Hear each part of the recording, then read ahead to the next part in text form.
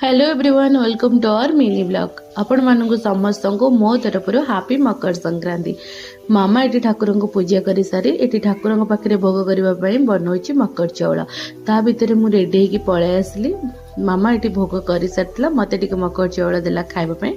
खाई सारी मुझे पलि ऑफिस सारिकी डायरेक्ट ये पहुंच जाइली ईसारा बर्थडे पार्टी जार आज फास्ट बर्थडे थिला। ये होचंदी स्वस्ति ईसारा मामा हस्बैंड का कलीग। तो आम से पहुँचिकी बहुत सारा एंजॉय कलु। सब किसी कैप्चर कर पारिनी। देखते कितने स्वीटली से केक टाक खाऊँ, बहुत भल लगे बर्थडे पार्टी की जाकि।